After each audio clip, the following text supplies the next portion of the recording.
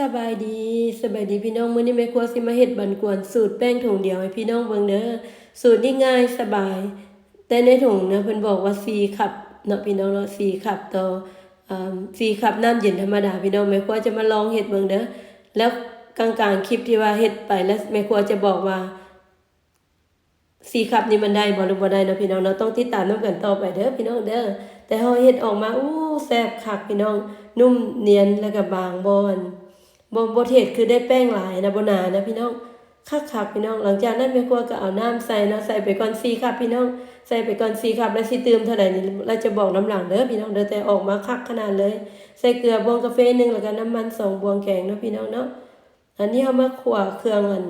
ใจมันเลยเด้อใจมันกวนเนาะเอาน้ำมันใส่แล้วก็กระเทียมลงไปเนาะพี่น้องเนาะหลังจากกระเทียมลงไปก็คนไปคนมาให้กระเทียมหอมขึ้นมาแล้วก็เอาหมูสับมาเนาะหมูสับที่ว่าซื้อน้ำท้องตลาดเอามาประมาณพาวนึงเด้อพี่น้องเด้อพาวนึงถ้าเป็นบ้านเฮาอยู่เมืองลาวก็ประมาณ4ขีดเด้อพี่น้องเด้อ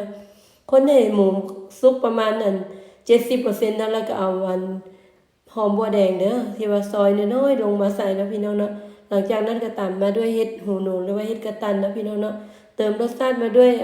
แป้งนัวหรือว่าเฟเวอร์พอกเด้อพี่น้องเด้อแล้วก็น้ำตาลบวงกาแฟ1หลังจากนั้นก็ใส่น้ำมันหอย2บวงแกงเด้อพี่น้องเด้อถ้าผู้ใดมักพริกไทยก็ใส่พริกไทยได้เติมเด้อพี่น้องเด้อหลังจากนั้นก็คนไปคนมาจนเครื่องปรุงเฮาอยู่ในนี่มันสุกทั่วถึงพุ่นแล้วเนาะแล้วก็มอดไปพักไว้เด้อพี่น้องเด้อวันนี้เฮาก็มาเบิ่งวิธีเฮาเสียดแป้งนำกันเลยเนาะทำอิฐน่ะแม่ครัวเฮ็ดไปแล้วหม้อทำอิฐเนาะแป้งมันจะ4คัพเนี่ยนะพี่น้องมันจะหนาโพดพี่น้องแม่ครัวเลยเติมอีกครึ่งคัพออกมาคักเลยเด้อพี่น้องเด้อเพราะฉะนั้นถ้าผู้ใดซื้อแป้งถุงสีเหลืองนี่นะ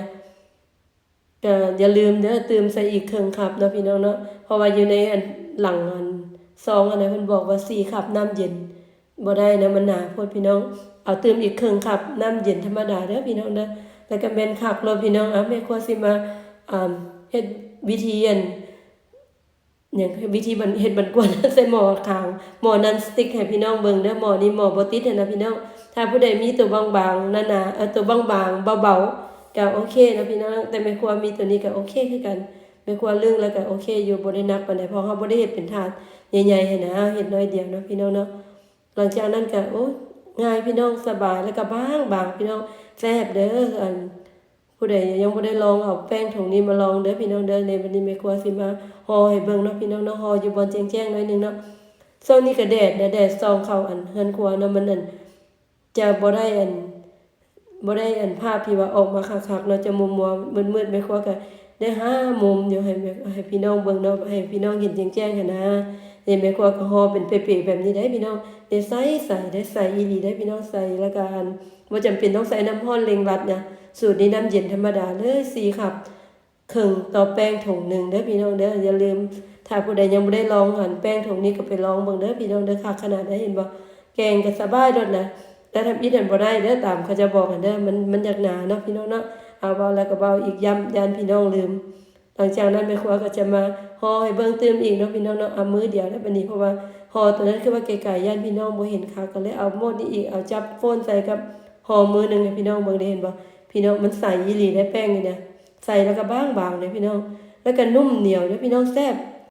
สุดท้ายนี้แม่ครัวก็สิได้ขอจบคลิปลงเท่านี้เด้อพี่น้องเด้อฝากพี่น้องกดไลค์กดแชร์กดติดตามให้แม่ครัวเด้อถ้าเห็นว่าคลิปนี้มีประโยชน์ก็ฝากพี่น้องแชร์ให้หมู่เพื่อนเบิ่งนำกันเด้อขอบใจหลายๆ